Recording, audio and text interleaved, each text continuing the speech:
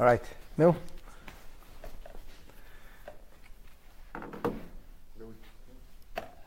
You all ready for some amazing Megillah analysis? It's not touched yet? David, are we live yet? Yeah? Okay, let's go. The Gemara continues on Daf Yud Gimel Amud Aleph. And we are now going to be analyzing. We'll start off with analyzing Mordechai's self-exile. And then from Mordechai's self-exile, we're going to talk about Esther's name change. And then we are going to talk about the rise of a queen. Let's begin with Mordechai.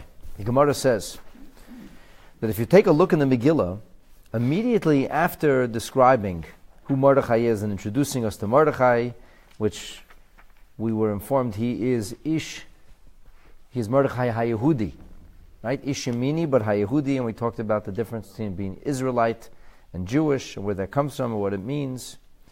After this, the Gemara goes on to say the following about Mordechai. Once we know who he is, now we know what he's done. The Gemara says, Asher Hagla mi Yerushalayim, which literally translates as, who was exiled from the city of Yerushalayim, or went into exile. So the Gemara says, the fact that it says, Asher Hagla mi Yerushalayim, Omar Rava taught us that this is extremely meaningful. The fact that it says the way it's worded, and Asher Hagla means that Gola me'atzmai, that Mordechai went into exile in a self-imposed fashion. He wasn't forced into exile, but rather he went into exile. Rashi says, how do we know that Mordechai chose to impose exile on himself? So Rashi says, Midalei Ksiv, since the scripture, the verse doesn't say, Haya min hagoyla asher haglasa, that he was amongst the exile that was exiled. So the whole pasuk is, Asher hagla mirushalayim, im hagoyla asher haglasa, he who was exiled from Jerusalem, with the exile that was exiled, im Yechanya melech Yehuda, with Yechanya, who was the king of Yehuda. So since we hear that he was Hagla Yerushalayim, he was exiled from Egypt, and then we say exiled from Egypt, im hagoyla, with the exiles that went, Asher Haglasa, that was exiled with Yechanya, who's the king of Yehuda. So Rashi says, it doesn't say min hagoyla Asher Haglasa. It didn't have to say Asher Hagla Yerushalayim. Im hagoyla Asher Haglasa im Yechanya. It doesn't say min hagoyla. It says V'ksiv asher hagla im hagoyla. Instead of min hagoyla, it says im hagoyla. So min hagoyla means he is amongst the exiles. He's one of the exiles. Here it doesn't say that. Here it says im hagoyla, with the exiles. So when it says with the exiles, that tells you that he really wasn't part of the exile. He joined the exiles. They were being exiled. He went along with them. That's why it says, Asher Haglasa im hagoyla, rather than min hagoyla. Min hagoyla means from amongst. Im means together with. So that's Rashi says, that's on the simplest, superficial level, that tips us off and tells us that Mordechai was not min hagoyla. He wasn't part of the exile. Rather, he chose to go im hagoyla with the exiles. So Mordechai was exiled from where? From Jerusalem? Jerusalem. Certainly. So Mordechai is the head of the Sanhedrin. Okay, but you said something about Egypt, so I'm not quite... Egypt? I didn't say Egypt. Okay. He'll come back to earth. I didn't say Egypt. So he was exiled into Babylon. So since it says that he was exiled with, rather than not amongst, but with, Mimashma, says Rashi, Shalehoya ki sha'ar Yisrael, he was not like the rest of the Jewish people, Shagolu al Korchon, who were forcibly exiled. For who, rather, he gola me'atzmai, he imposed exile upon himself. And you're saying, what? A person would choose to leave Yerushalayim? A tzaddik would choose to exile? Who chooses golus? You get forced into golus. Who exiles himself? Rashi doesn't spend time explaining that to us, but he just points out, Kamesha Asa Yirmiyahu. The great prophet Yirmiyahu did exactly the same thing. He also exiled himself. And he was Gola Me'atzmei Ad Sha'amar LaKadosh Baruch Hu Lachzer, until God says to Yirmiyahu, go back to Yerushalayim. But without God telling him to go back to Yerushalayim, he imposed exile upon himself. And since we understand that Yirmiyahu did this in a righteous way, it also creates a precedent. It's a precedent. Yirmiyahu was a very known figure at the time. We don't hear about Mordechai. He's not written up in the scripture at the time of the book of Yirmiyahu. We don't hear about him in Megillas Eicha. We don't hear about Yirmiyahu as being exiled in the earlier Galus, the Galus of Yechanya. We hear about Yirmiyahu, but in Yirmiyahu we hear that he also self-imposed exile. Now, of course, this is something that really needs to be understood. So, there's two things that have to be understood. Number one, how are we so certain that Mordechai exiled himself? Number two, it's a very reasonable and fair question to ask, why would Mordechai exile himself? You know, the Rebbe always used to say that a Yid and Golus have nothing to do with each other. Golus is Heipech Metzias from a Yid. It's the opposite of a Yid. It's like who runs away from home.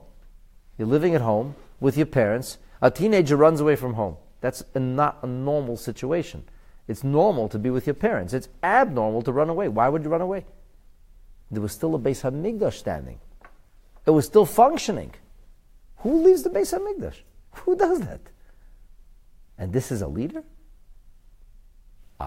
So let's answer both questions. So firstly, I want to reiterate how Rashi understands this, and then I want to share with you how a number of the other Rishonim and Achronim, how they add greater nuance here. We have first the Tosfos, who has a different approach. He adds a different perspective on the analysis of the verse, which leads us to the conclusion that Mordechai was not forcibly exiled, but rather selected and chose and self-imposed exile. And then we'll see what some of the Achronim say. So again, from Rashi's perspective, it's the word, the key here is im or min. Min means as a part of, amongst, and im means together with, which indicates that he attached himself to. They were exiles, Mordechai attached himself to the exiles. He went along with them. It's like a person is going somewhere, say, here, I'll go along with you. This is your trip, this is your journey, this is your thing, I'll go along with you. Mordechai went along with them. The Tosfos says, V'darashlei, the drasha here is, Midalei ksiv hugla. It said asher hagla. The word is hagla. If it would be imposed, it would have said hugla, imposed upon him.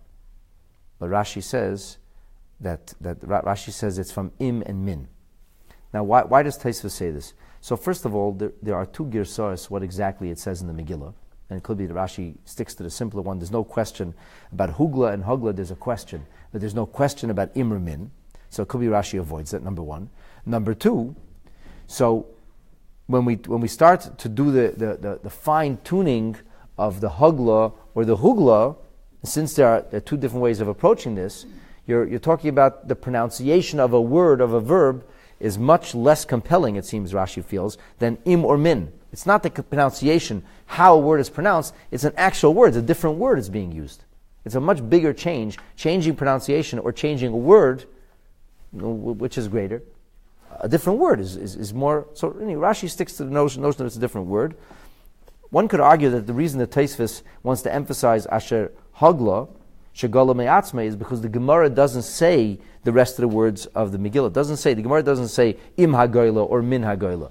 Tosfos would tell you, if it was im hagoyla or min hagoyla, then Rashi should have said im hagoyla or min hagoyla. But the Gemara doesn't say that. The Gemara just says, this is a very cryptic Gemara. The Gemara reads over here in simple words, asher hagla mirushalayim, 3 words, asher hagla mirushalayim.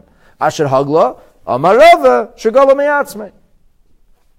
And maybe we could even say that Tosfos doesn't argue on Rashi, but maybe Tosfos says the drasha is found even in the word asher hagla.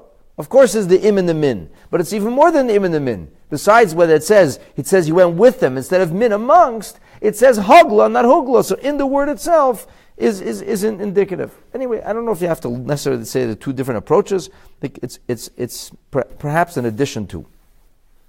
Now the Maharsha adds a different and a deeper understanding, a greater appreciation, at least in the certitude that it's not like a nuance, not a little word. It's without a question that Mordechai definitely self-imposed the exile. He was not forced in. He chose this. How do we know this? So the Maharsha says it's a very long and circuitous verse. The pasuk says, "Asher hagla mirushalayim." exiled from Egypt, from Jerusalem. Im hagoyla asher haglasa, with the exiles that were exiled. Im Yechanya melech Yehuda, with Yechanya, the king of Yehuda. So the Maharsha says, if you wanted to say that he was sent into exile, you should have simply said, Asher hagla mirushalayim im Yechanya. Asher hagla, who was exiled from Yerushalayim, im Yechanya, with Yechanya. And the story, Yechanya was exiled, Mordechai was exiled with Yechanya. Instead it says, Asher hagla mirushalayim im hagoyla asher haglasa, with the exile that was exiled, which was im Yechanya melech Yehuda. We have 3 words here, like a whole phrase. It's unnecessary. Asher hagla, that was exiled. Im hagoyla asher haglasa, with the exile that was exiled. So in other words, it seems to be like an exile that was exiled. And Mordechai's goes into exile with the exile that was exiled. So there's an exile that was exiled, and Mordechai going along with the exile that's exiled. So if the exile is exiled, and Mordechai is going along with the exile that's exiled, what does it have to mean? It means they were forcibly exiled, whereas Mordechai went along with them. That's how the Maharsha would put it. And last but not least, in the Binyo, he says that it comes from the word asher. Asher hagla. The word asher is not necessary here. You could simply have said that about Mordechai HaYehudi, that he was hagla mirushalayim im hagoyla. The word asher doesn't have to be here. So the Binyo says that asher comes as a permutation of the word ashrei. Ashrei means fortunate. Fortunate. So what is this business fortunate? That the pasuk, that the verse is being mishabeach, that this verse is praising Mordechai. It's praising Mordechai. They went along with the exiles, that he wanted to feel their pain, that he didn't want to see them go into exile all by himself. So I try very hard not to say anything for myself. I try to tell you this from something else. But I think that there's something very, very deep that's happening here in the Binyayo. So I want to suggest that the real origin of his commentary goes back to Moshe Rabbeinu. With regard to Moshe Rabbeinu, incidentally, we have a medrash that says that Mordechai b'derei ke Moshe b'derei. There's a synonymity drawn between Mordechai and between Moshe Rabbeinu. And the famous last mimer from the Rebbe Vata Tetzava is all about the juxtaposition of Mordechai and of Moshe. So, with regard to Moshe, there is also a drasha on the words Asher. God tells Moshe Rabbeinu, you should replace the luchos. Psal luchos, make new luchos, kari shoinim, like the first ones, asher shibarta, that you broke. But really in Hebrew, it could have said, psal hew out for yourself new luchos, kari shoinim, shesh shibarta, with one Hebrew letter, shin, shesh shibarta. Instead we get not one Hebrew letter, we get 3 Hebrew letters, not an adjunct, but a new word. Asher. Rashi, in his commentary on the Chumash, quotes our sages, and he says the subtle subtext here of Asher, that Asher comes from Yasher Koach. And God is saying to Moshe Rabbeinu, Yasher Kochacha, more power to you. Or in English, thank you. I'm grateful, Sheshibarta, that you broke the luchos. Why would God be grateful? So here Rashi invokes this beautiful explanation that is a metaphor of a king who went off on a trip and he left his bride-to-be, and then there was an orgy in the palace, and there was aspersion cast upon the bride, and the king wanted to have her killed. So what did the close friend do? He tore up the marriage document, tore up the contractual agreement. So there was no legal basis for the king to prosecute the queen. And then later they investigated, and it wasn't the queen, it was the maidservants around her, there was an orgy in the palace, it wasn't nice, the queen should live. She wasn't deserving of death. So the king is very grateful. He says, you saved my life. I flew off the handle. I would have done who knows what. Now I owe you my queen's life. He said, you know what? You tore up the first contract, you draw up a new contract. But he said it with gratefulness. So Rashi says that the Jewish people were condemned by God because of the sin of the golden calf. And then when they investigated, they found out it wasn't exactly the Jewish people. It was a mixed multitude. It was the Erev Rav who didn't really belong there. And they just got swept up in it. So the Jewish people are saved. But in the meantime, Moshe Rabbeinu, Moses broke the marriage contract. What's the marriage contract? The luchos that says, Lo yeh lecha elihim achedim. You're not allowed to have any other gods. So Moshe broke that, so God said, okay, now you replace it. But God was grateful to Moshe. What did Moshe essentially do? Moshe was Moser Nefesh. Moshe Rabbeinu, he risked his own life. He gave up his own spiritual virtue in order to save Klal Yisrael. And then there's that famous Simchas Torah, I think it was 1985, Tashma Vav, when the Rebbe speaks about the fact that the last words in the entire Chumash, La'enei Kol Yisrael, the mighty deeds that Moshe Rabbeinu did before the eyes of all of Israel. So Rashi says, what is these mighty deeds? That he broke the luchos. And that's how the Torah finishes. Torah finishes with Moshe Rabbeinu breaking the luchos. And the Rebbe, he wept when he spoke about this. So this is the end of the Torah? that's the final word? That Moshe Rabbeinu broke the luchos? That was such a mighty deed? He was weeping profusely during the Sikha. He's talking about the luchos being broken. And he offered us an extraordinarily exquisite and beautiful and touching and poignant explanation. He said that the most powerful and most wonderful thing about Moshe Rabbeinu is he was ready to destroy the handiwork of God to save the Jewish people. That's the pshat. That's the greatest thing that Moshe Rabbeinu ever did, that he was ready to save Am Yisrael, even if it took risking his own life, destroying the luchos, doing the most extraordinary things. So methinks that maybe there's a connection between what the Binyayo is saying. I don't really know if this is true. Maybe hacking in China. But there's a connection between what the Binyayo is saying and this story of the Asher with Moshe Rabbeinu. And therefore, so what do I mean to say? That Moshe Rabbeinu was a person who didn't care about his own virtue or value. What did he think about instead? People. He thought about the people. So I would like to suggest, you'll forgive me for just making my own suggestion, I think maybe that the pshat here is that Mordechai, like Moshe Rabbeinu, that he was prepared to leave the Beis HaMikdash, to leave Yerushalayim. You know why? Because he wanted to provide comfort for the Jewish people. Because the people were more important than he was. And when the people are more important than you, that's why Mordechai became the leader of the Jewish people. That's why the Jewish people was saved through them. So incidentally, just to bolster this, to prove that I'm not entirely off the walls, so there is two reasons that I give him for Moshe Rabbeinu's having gone away. There's a discussion. The Gemara, as the stories of the Gemara are excerpted and redacted into a famous book called Ein Yaakov, which sometimes has slight permutations of variations. And the Ein Yaakov, so there's the Riaf on the Ein Yaakov. He says that Mordechai went along because the Sanhedrin was exiled. Most of the Talmidei Chachamim, most of the sages were exiled. Because the sages were exiled, Mordechai wanted to study Torah. It was more important for him to study Torah even than be in Yerushalayim. Okay. And there's another explanation. The Iyun Yaakov says that Mordechai went into Golus because he knew the people would need him. That he had this premonition, this Ruach HaKodesh, this holy vision. Something was going to go bad. Things would go wrong. And who would be there in the lurch? Mordechai. And that's exactly what happened. So Mordechai knew that he had to be concerned for others. So I would like to maybe suggest to you that the Iyun Yaakov here is on the mark, and this is really what we're talking about here. And that's why, if this is correct, it all makes so much sense why the Megillah tells us, in the first thing we know about Mordechai is that he's Ish Yehudi, that he rejects idolatry. That's what we learned about last week. We learned about the deep history, that he is a descendant of Shaul HaMelech, Ish Yemini, going back to the Binyamin, right? What's the next thing we learn about him? The very next thing we hear about him. It's not just a historical curio or detail. Asher Hagla saw that he went into Golus. No. The Megillah is explaining to us who was Mordechai. How did Mordechai rise to greatness? You know what the answer is? Because when he could have stayed in Yerushalayim, but the people needed him, he left Yerushalayim to be with the people. Because a tzaddik who can self-impose exile, because that's the needs of Am Yisrael, that's how he became Mordechai. And that's a critical component in the story. It's the second thing we know about Mordechai. First thing we know is Ish Yehudi.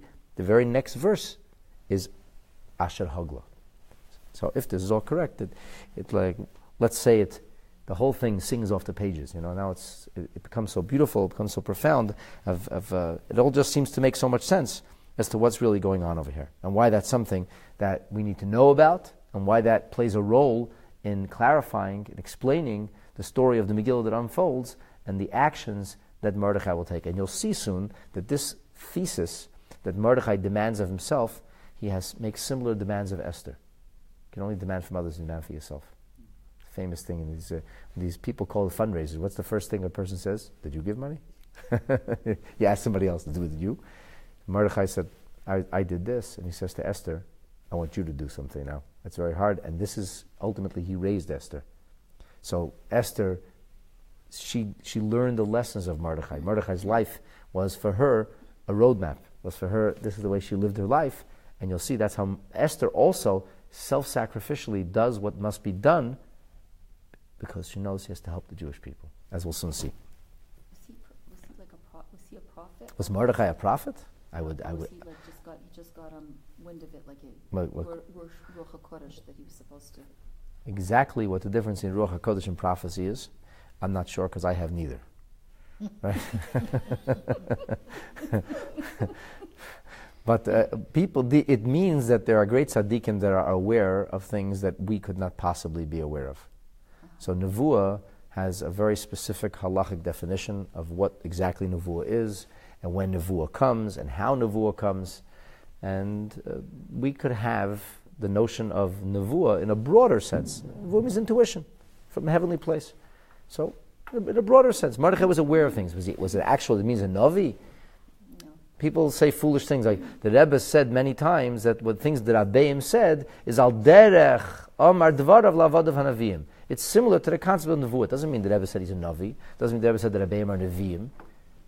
Even though that's possible, it's not what the Rebbe said necessarily.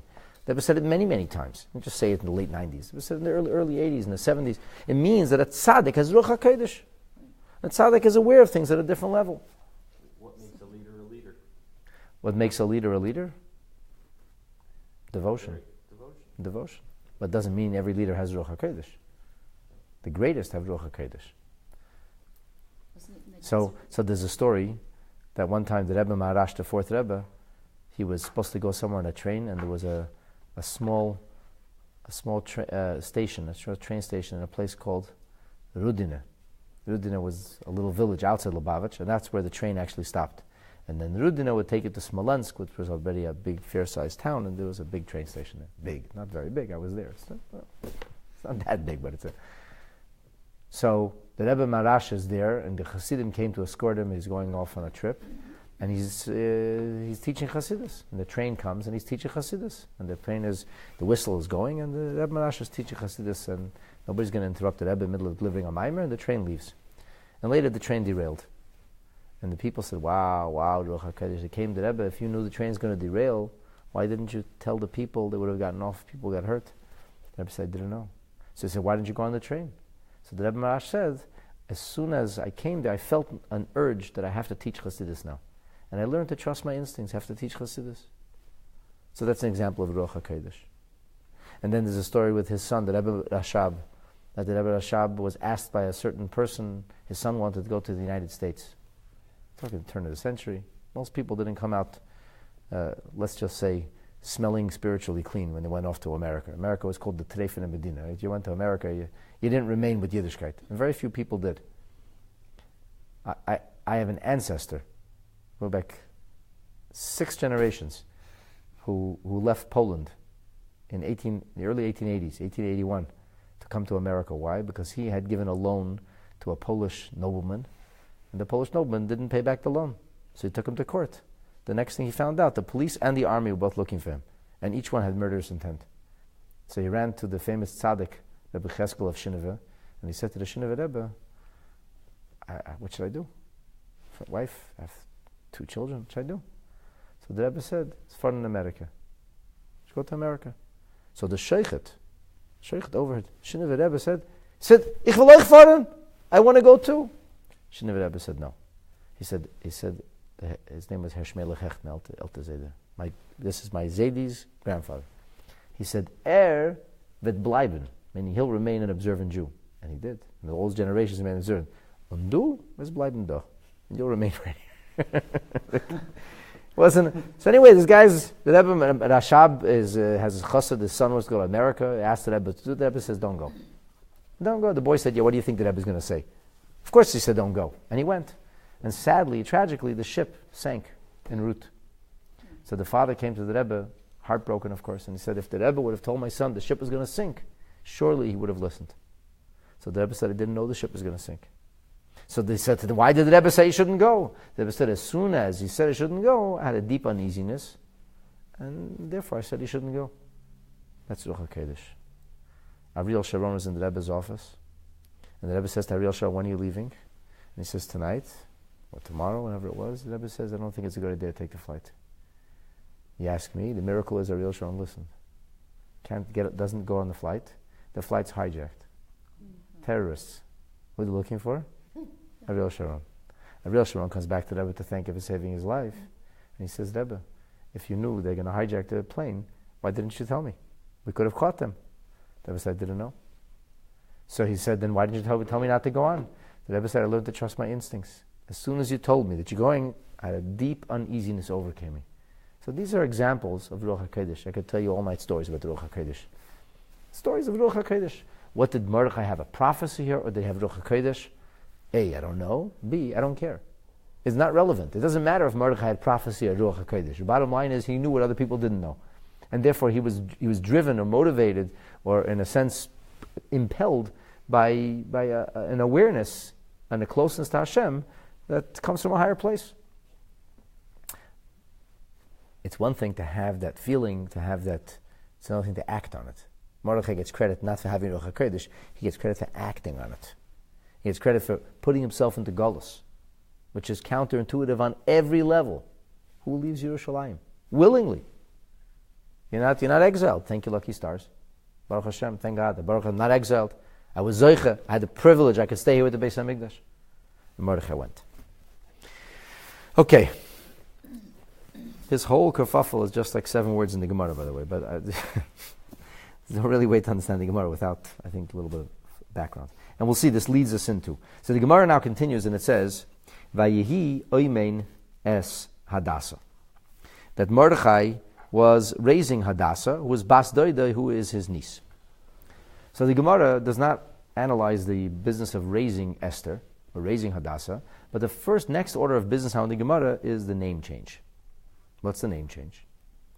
So the Gemara says, Korila Hadassah, we call her Hadassah, V'korila Esther, we call her Esther.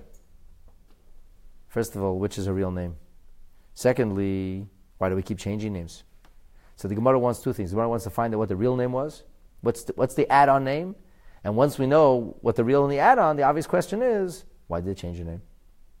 What was wrong? How is that instructive? How does it teach us something? So the Gemara goes through a number of different sages and the explanations that they offered. And I'm going to humbly submit that this is not only a technical answer, but this actually provides us with a profound appreciation of how they viewed the story of the Megillah and which virtue was being conveyed to us about Esther Hamalka, the great, righteous, wonderful woman who saved us. Tanya, the Gemara says, we learned in a Braisa. And this is now, the Gemara asked the question. So the Gemara begins to quote various Braises. A Braisa is from the genre of the Mishnah. The rabbis and their teachings are coming from the era of the Mishnah, not from the era of the Gemara, but this wasn't recorded in the Mishnah. So the Gemara is introducing it. Rabbi Meir was a great Tana. He said, Esther Shma. Her real name was Esther. And from the fact that Rabbi Meir says Esther Shma, which is her real name is Esther, we can understand that the Gemara's question was, what was her real name? Because that's what the answer is. The Gemara is bringing this Braisa in response to the question. So the question is not only, why does she have 2 names? The Gemara seems to implicitly understand that there was a name and a name change. And the Gemara wants to know what the real one is. So the Gemara says, according to Rabbi Meir, her real name is Esther. So why is she called Hadassah in the Megillah? And why is that relevant? And what's going on here? So the Gemara says, Al Shem HaTzadikim. She was called Hadassah by virtue of the extremely righteous. How do we know this? Shenikru, the extremely righteous, are referred to as Hadassim. Hadassim mean myrtles. Yes, if you're wondering, this is the same Hadassim ad Lulav and Esrik. Yeah, same Hadassim. Myrtles. So where do we know this from? Says the Gemara, V'chein hu oimer. First of all, it seems to be known. It seems to be known that Hadassim, Tzadikim are called Hadassim. But not only tzaddikim u'chol hadasim, there's actually a pasuk. V'chein hu'emer, he says, and this is a pasuk in the first chapter of Zechariah. In the 8th verse it says that I saw the night, and I saw a man riding on the Edomite horse, on the source of Edom, and this horse of Edom, v'hu oimed bein hahadasim. He was standing between the myrtles. Now all of this, of course, is a metaphor, as many prophecies are. Metaphoric imagery, which the prophet saw the image, and he knew immediately what it meant. So Zechariah Hanavi sees God riding, there's this man riding on the horse, it's a metaphor for God's presence, and he's oimed bein hahadasim. So what's the message here? Rashi tells us, bein hahadasim asher b'mtzula, amongst the hadasim that are in the marsh, bein hatzadikim shegolu lebavel. This is a metaphor, and it means that God's presence was amongst the righteous who were exiled to Babylon. Ubeshchina mishtoikra. Rashi says this verse is talking about God's presence. Now we have a different teaching that says golu lebavel, shchina imohem. They went into Bavel, the Shechina was with them. Golu le'edaim, shchina imohem. They went into Edom, the Shechina was with them. And we have many, many incredible teachings about God conveying to us that He is with us in our times of sorrow, and that a Yid is never alone. In fact, the very first time God communicates to the leader of the nation of Israel is in a burning bush. Prior to this, the biblical figures, are family people. Avraham is the leader of his family. He has a Jewish child, or one family child. Yitzchak has 2 children, a wayward son and a good son. Yaakov has a big family, still a family. And then there's a nation. And the nation dissolves, so to speak, rots away in Mitzrayim. And then Moshe Rabbeinu is tapped and chosen by HaKadosh Baruch Hu. And what does Moshe Rabbeinu say to God? He says, what's your name? You sent me on a mission. I should go tell, what's your name? And God says, oh, my name? I will be. I will be. I will be with them this time. I'm with them now, I'll be with them in the future. It's a famous sikha from the Rebbe. Also the Rebbe actually wept profusely when he spoke about this. So how does Moshe know that God is they're going to ask, what's God's name? So the Rebbe explains that the idea of a name represents the way you relate. Like, people, the way you call people, the formal titles you use to them, that represents different relationships. So the question that the Yidden will have is, Moshe Rabbeinu will say, he says, there's a God and He loves you and He cares about you and you're His people. What's the first question they're going to have? Where's He been till now? Where was He when our babies were thrown into the river? Where was He when our babies were slaughtered? Where was He when our parents were beaten to a pulp? Where was He when people were... Where was He? And what's God's response? I was right there with them. And I'll always be with them. I'll always be with them in the Golus. And Moshe Rabbeinu says, I should tell them about the next Golus? They didn't even get out of this one yet. Rashi says, no, God says, don't tell them about the future. I'm just telling you. You should know, as the Moshe Rabbeinu, as the leader of this people, you should know that ultimately everything will always go down in a manner that I'm with my people, regardless of what happens. So we have, this is the message to Zechariah. Zechariah's message, like the first of the great prophets of Moshe Rabbeinu, and like many prophets before and after, and like many of the messages that comes across in the written Torah and in the oral Torah, this idea that when we are in Golus, HaKadosh Baruch Hu is with us. He's with us. And the Shekhinah there assumes the form of the man on the horse, and the Edomite horse. But what's the imagery in the Zechariah vision? What's the imagery of the tzaddikim, of the righteous people? The imagery of the righteous is the Hadassim. Understand? The tzaddikim are like a Beis HaMikdash. That's what they're like. In Drashas Haran, it's a beautiful drasha. The Ran says that the Beis HaMikdash was a place where people would be able to reach their maximum spiritual potential. That doesn't mean that everybody who went to the Beis HaMikdash was a prophet. It meant that somebody who was worthy of prophecy would experience prophecy when he went to the Beis HaMikdash. And that's why the Ran quotes the famous teaching about Yoina. Why was it called Simchas Beis HaSho'eva? Because it was joy on Sukkot. Umisham Sho'avim. From there, he was able to, so to speak, to dip in and to receive his inspiration. He was able to bucket out inspiration. That's where he got his prophecy. Where? In the Beis HaMikdash. Then the Ran says something amazing. Ran says you should know that just like in the Beis HaMikdash, being in the physical proximity of the Beis HaMikdash, that a person was able to reach his or her spiritual potential, it maximized your possibilities. Ran says you should know that when a person is in the presence of a tzaddik, it acts in the same fashion, like a Beis HaMikdash. And he says after the passing of a tzaddik, at his grave, even more so. So the presence of Hashem is actualized through tzaddikim. If you need a 21st century metaphor for it, it's places you have very good reception. You have a solid antenna, you have good reception. So it's the same device, but when you're in a lousy reception area or a good reception area, the picture comes through clearer, it comes through quicker. There's a clear broadcast. But in the 21st century, we have this amazing thing that you could be offline, but you could hotspot from somebody else's phone. If they're online, you can get online through them. You can actually pair a phone. So it's like a private Wi-Fi kind of thing. And that's where the tzaddik. This means the presence of Hashem was where in Bavel? Where was the presence of Hashem? With the Hadassim. Who are the Hadassim? The tzaddikim.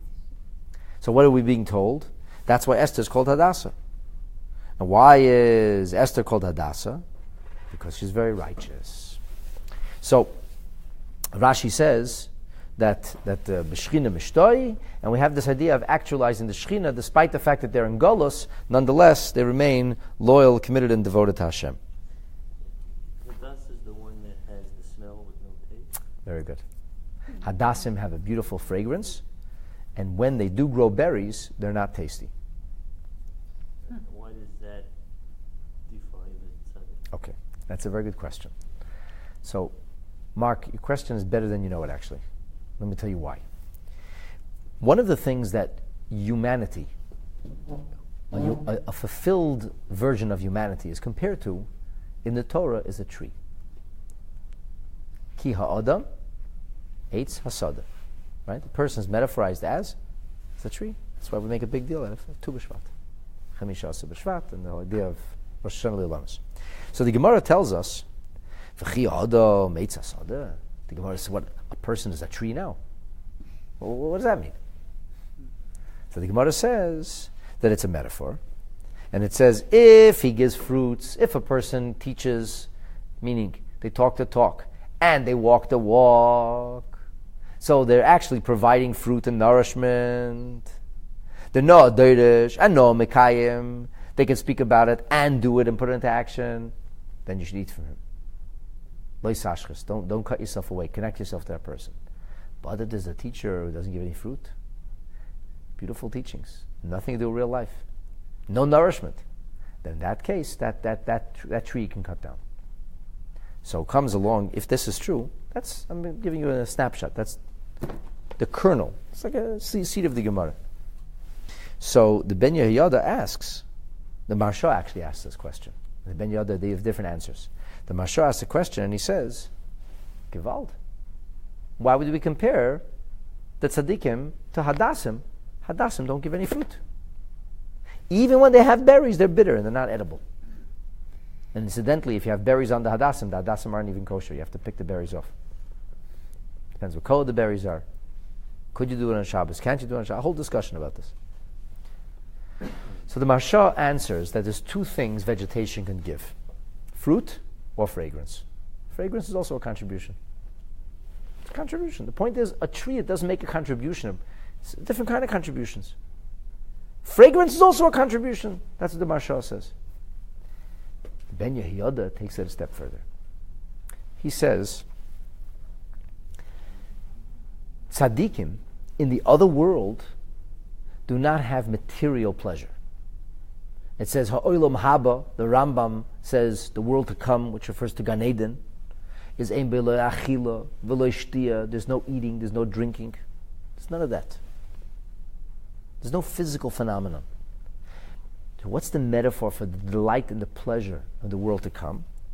The Ben Yehoyada says, so generally speaking, it's the idea of wisdom, knowledge, understanding, but there's also a concept of reach, of scent, of aroma. You could link this to what Chassidus explains about the Ketores. The Ketores represents the highest form of Avodas Hashem. It's talked about Rabbi Mendel Kaplan, other Rishonim also, because the scent is something, aromas, they touch the soul. There's an invention, it's a few decades old. I don't know why it didn't take off more.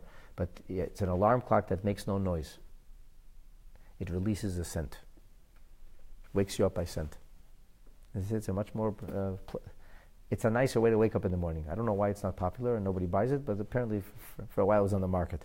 Alarm clocks that release scent. Food, fragrance, whatever you want. And the fragrance eventually wakes somebody up. You ever hear something called smelling salts? Right? You're feeling very faint. The smelling salts, That's all those geriatric Yom Kippur fasters, when they're feeling very faint, to take this thing. I still have nightmares as a child, just watching these old men pass around. I mean, they were probably young, probably 70, but I thought they were ancient. And I once as a kid, what is it? You want some? Sure. I give a smell, I saw colors and then never again for me. So it says the neshama is nenis. It says the neshama actually derives pleasure and satisfaction from scent. We also see this in the fact that on Matzoi Shabbos, when the Shabbos leaves, it says we have an extra neshama that's leaving us. We feel faint. What do when we feel faint? We smell, right? Some people snort things when they don't feel it. That's not a good idea. Should not snort anything, chas v'shalom. But the smell, fragrance, that's a nice, the neshama enjoys. So the Ben Yehuda says something so beautiful. He says, Esther was in the palace. She was in the palace. And what was there in the palace? Every imaginable material pleasure. Food and drink, and pamper yourself. Well, you name it. And what was Esther? She didn't partake of any of it. She avoided all the gashmias, all the materialism is irrelevant to her. She remained righteous. And how do we say she remained righteous? By calling her Hadassah. So really, when you put the Marsha together with the Ben Yehuda, so I think this is then the Pshat. This is what I was thinking today. If her name is Esther, if that's her real name, who gave the name Hadassah? Who called her Hadassah? I think the Jewish people did, because Hadassah is a Hebrew word. It's a Hebrew word. It's found in the Torah. Esther is not a Hebrew word. In Hebrew, the word Esther is a permutation of a negative phenomenon. Concealment. But in Persian and in Greek and in the other languages that were spoken in that part of the world, it could mean either the moon or it could mean Venus. Istahar means a star. The word star, the morning star, is Venus. In English, we use the word star for every heavenly body that's bright. But originally, the name came from Persian, which was Istahar. And Istahar, which if you think, Estahar is Esther. Istahar is Venus. And in the pantheon of pagan gods, Venus represents the goddess of beauty. They called her like a goddess of beauty. So they called her Venus, or they called her the moon, beautiful, as bright as the moon. In Yiddish we have an expression, there's a Yiddish ballad, it's not a Torah ballad, but it's a Shein V'de Levana, beautiful as the moon. So this idea of physical beauty, that word does not come from a Jewish source. Now that doesn't mean she couldn't be given that name. We have many names in Jewish history of many great people the names were entirely Greek. We had our great Rebbe, whose name was Antigonus. First of all, nobody named the kids Antigonus, and I don't know why, but Antigonus is a Greek name. Alexander, it's a Greek name. So there were many great sages who had Greek names, many great righteous men and women had Greek names. So if it was a name that her name was Esther, because whatever, they were in Golos, we brought home names of months, we got names of people. How many Yiddish names are there which are basically Russian or Polish? So when we're in a place, Jewish people could have adopted a name, and they took this name Istar, named their son Esther. It's not hard to fathom that. But Hadassah is a Jewish name. It's a Hebrew word. So if we follow the teaching of Reb Meir, who gave the name Hadassah? The Jewish people would have given her that name. What was the message? The message we want to convey is that Esther remained righteous every single moment. And when she was in the palace, she was Esther. She was Hadassah, pardon me. even though she had a Greek name, even though she had a name which a Persian name, a name which people could. Who was she really? Hadassah. Like the Ben Yehuda explains, she was like the aroma, the spirit of spirituality. That defined her. So we would have named her that. That means her real name was Esther. The Nam de Gur, which we adopt in the Megillah, is a name which bespeaks her righteousness.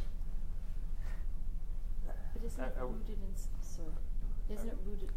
Let's go one at a time. Yeah. Isn't it, in Hebrew we have the names or words are always rooted in something, right? Every name is rooted in something, but there are many names that became Judaized, that became part of Jewish tradition, which were not, to begin with, Jewish necessarily. It became a Jewish name. You know any Sephardic girls named Masodi? Or any Sephardic men named Masod? I know half a dozen here in Toronto. What do you think? My name is Mendel. What does Mendel mean? It's Yiddish for an almond.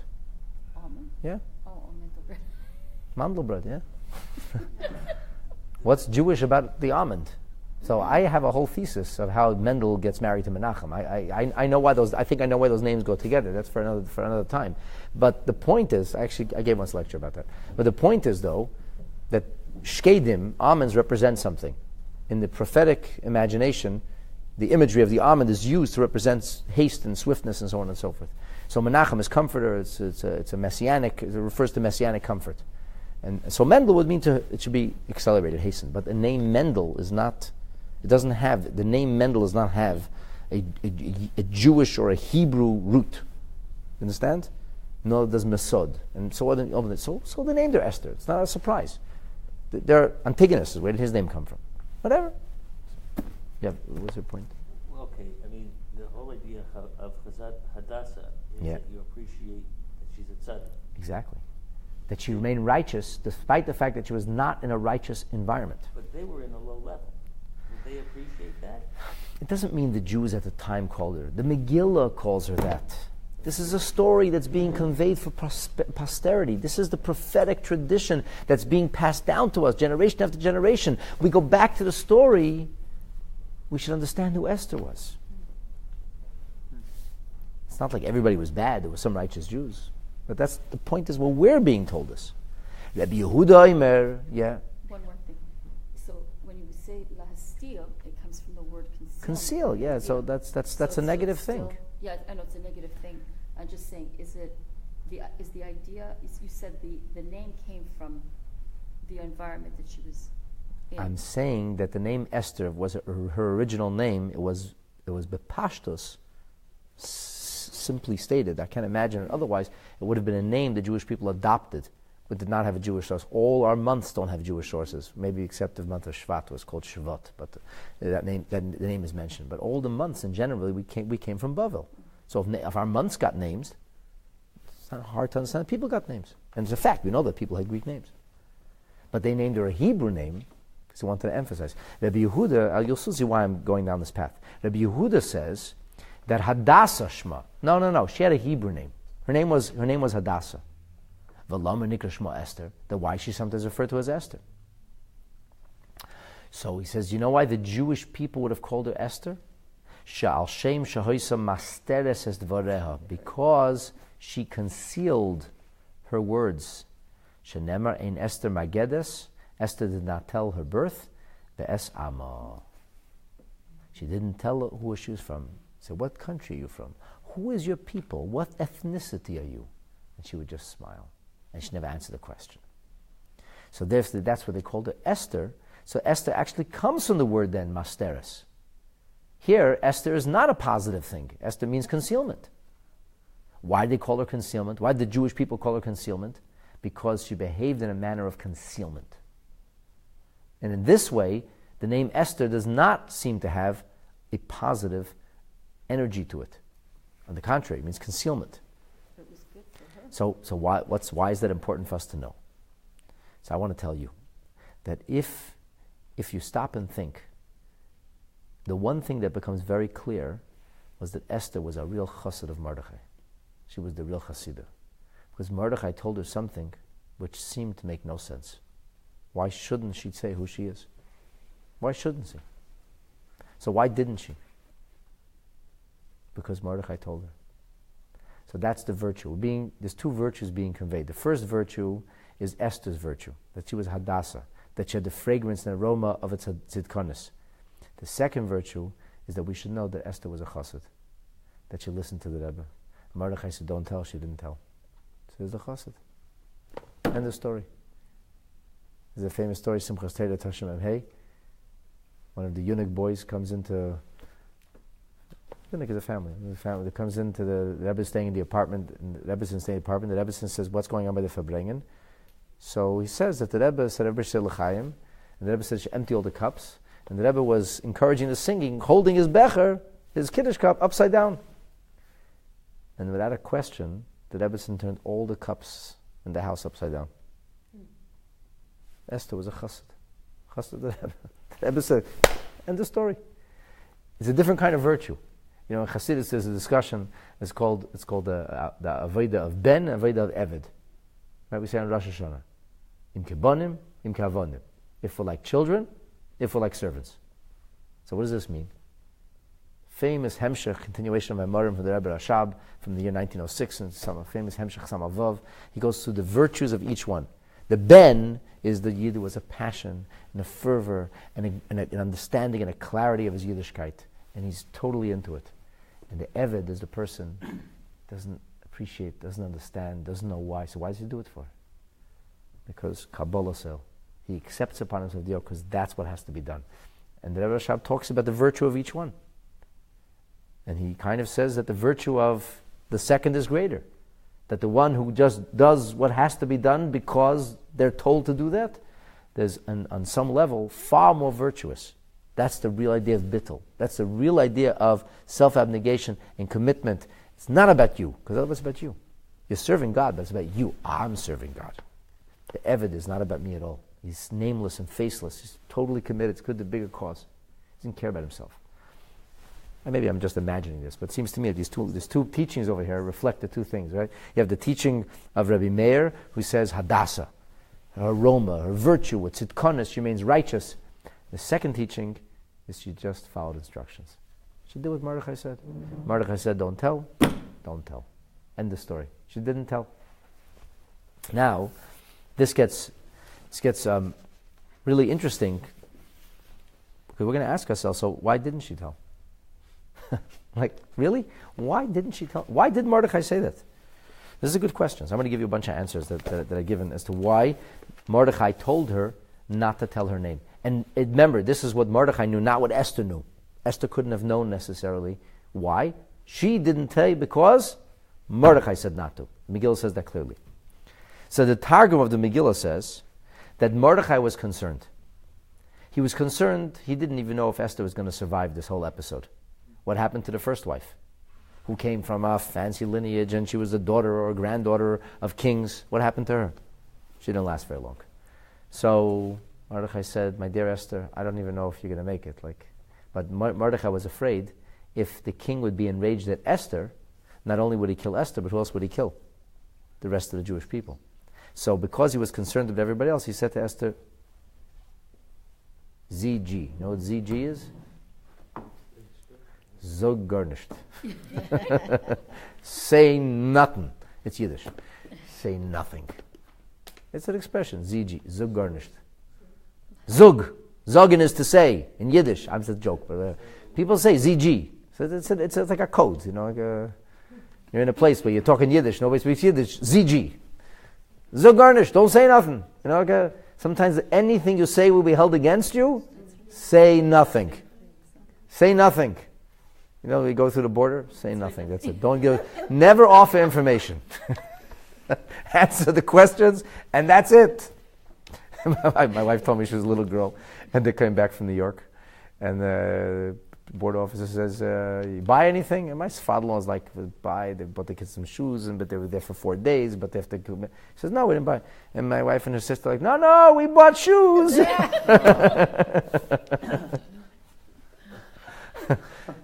Zugarnished. He said, Mordechai said, don't say anything. Don't say anything. Watch it. Don't say anything. Why not? Mordechai, what should he tell her? Esther, I'm really afraid that your head might be removed from your torso. And then it might cause many other heads to be removed. So, Esther, it's better just your head should be removed. And not everybody else's head. What, you didn't tell her that?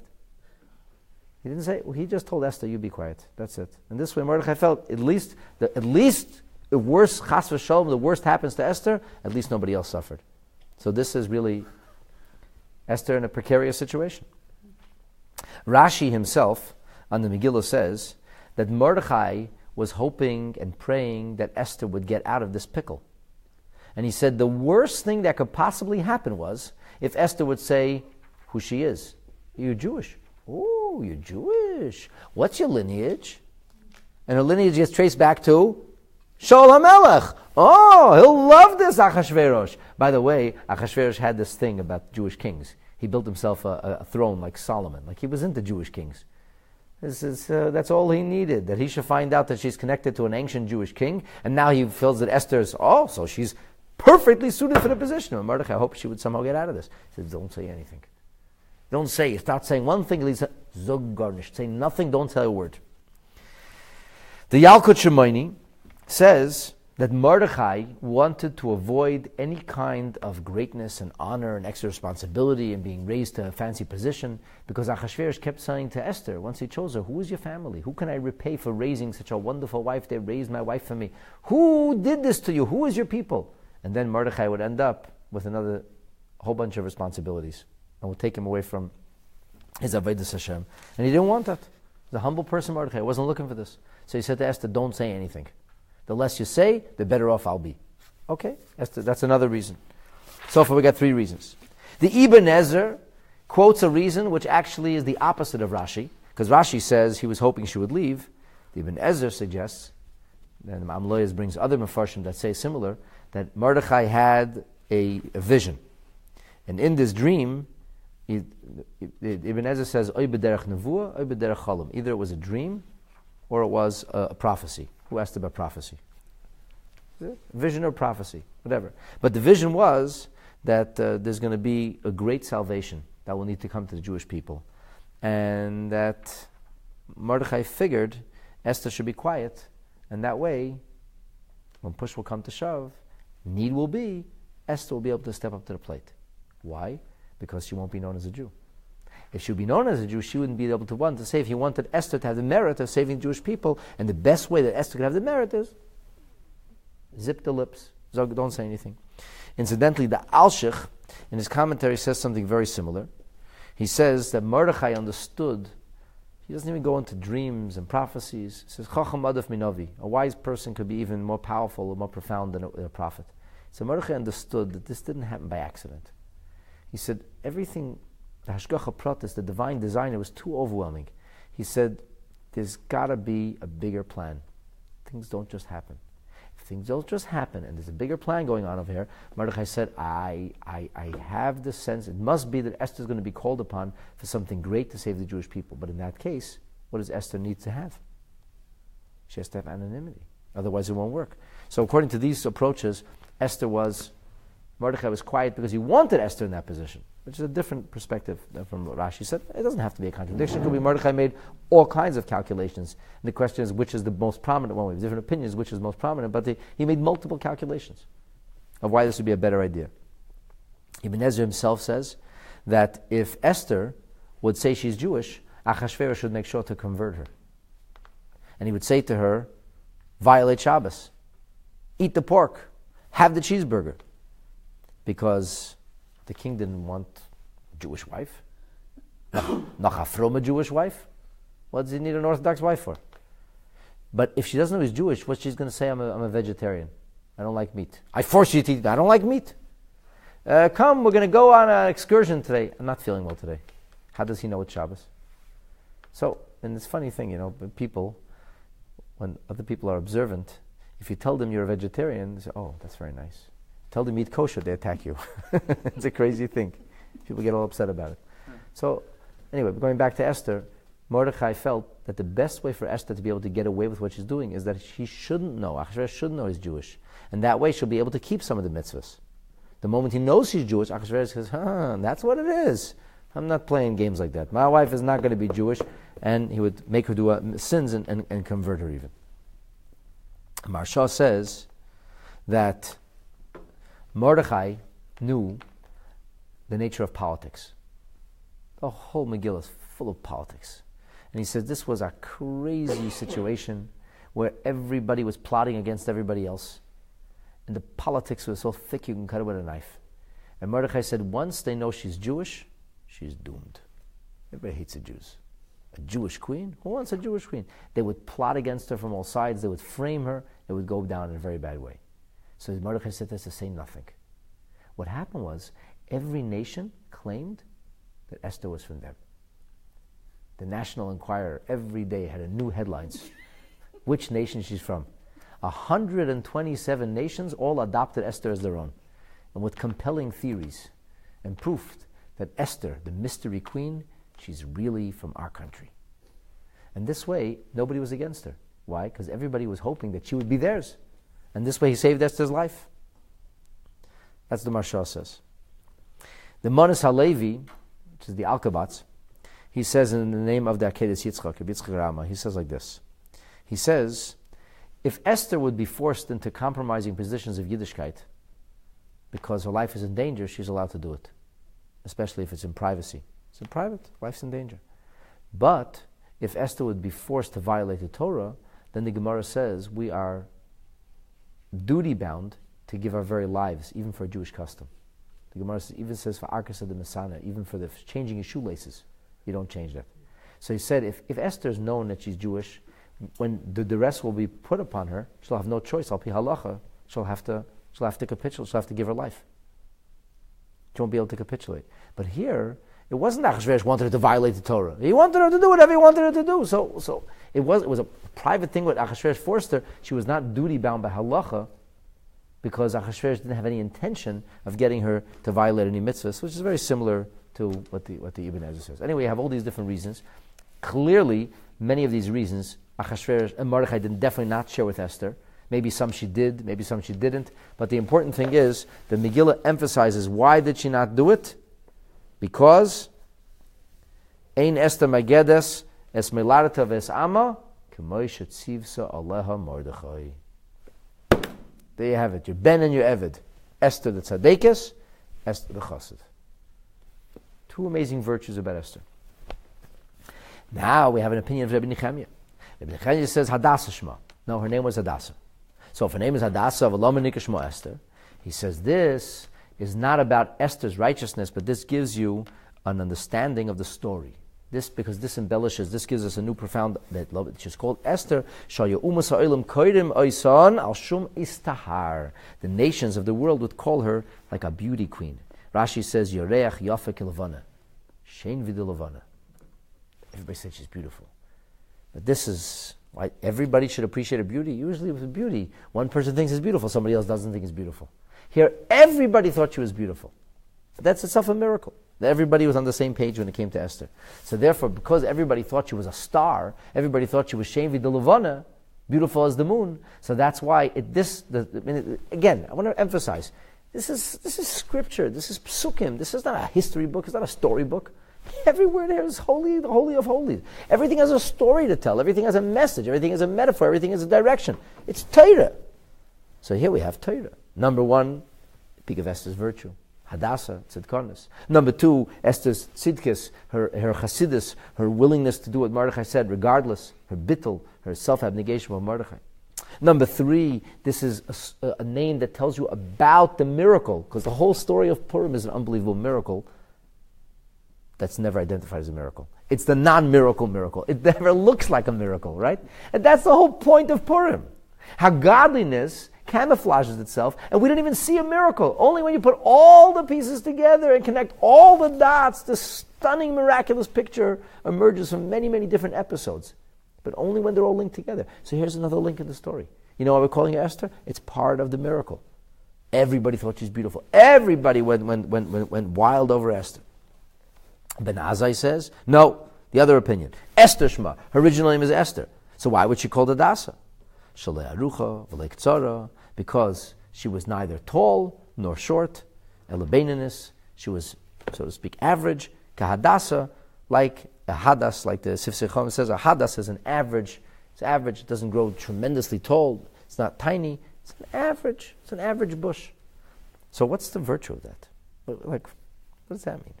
So the Mashal says like this. The Mashal says, Esther was the most virtuous person in that she was perfectly balanced. And she got along with anybody, anywhere. This is Esther's nature. She didn't stick out. She didn't find herself at odds with other people.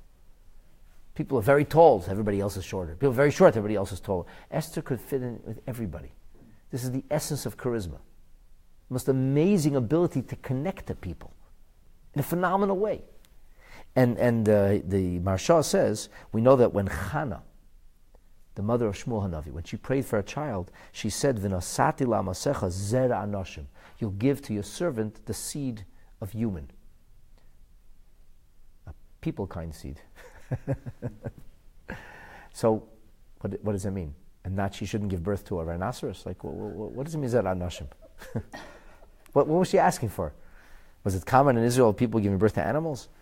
So the Chachamim explain in the Gemara in Brachas, Zera shemuvlu ben anoshim, seed, progeny, that can get along with everybody. That's the greatest virtue. The person can get along with everybody. Esther had this magnetic personality. She managed to get along with everybody. Now, understand that in the Persian palace, you couldn't get along with anybody. Everybody was plotting. And Achashverosh was endlessly creating this balance of power, making one guy powerful and killing this guy, and then killing that guy. Here he got rid of the queen because of the imbalance of power. So the fact that Esther managed to get along with everybody is extraordinary and even borderline miraculous. So again, I want to suggest then, we have basically two approaches to the name change of Esther. One approach is the approach of Rabbi Meir and Rabbi Yehuda, both of whom say that it speaks about the virtue of Esther, as I described it to you, one like the Hadas, the Tzaddikim, the Ben, one like the Eved, one like the self-abnegation, the Chassid. According to Rabbi Nechemia and Ben Azai, it's not about Esther's virtues, it's about the miraculous nature of the situation. So how did they describe that? So Rabbi Nechemia says, because everybody thought she was beautiful. And Ben Azai says, because she had charisma, because she could get along with everybody. Both of them were extraordinary feats in an environment that was toxic and didn't allow for this to happen. It's a very political environment. And yet, Esther managed to be above it all. Everybody loved Esther. She was the people's princess. And so, this gives us now, we have an understanding, we know why Mordechai self-exiled, and we also have an understanding of Esther's name change. Now tonight, really, I was planning to teach you about raising Esther. That was even the original name of tonight's class, but we have not gotten there. So, we're going to break for this evening, and B'ezrat Hashem, in our next class, we're going to talk about raising Esther. Who raised Esther? What was Esther to Mordechai? And so on and so forth.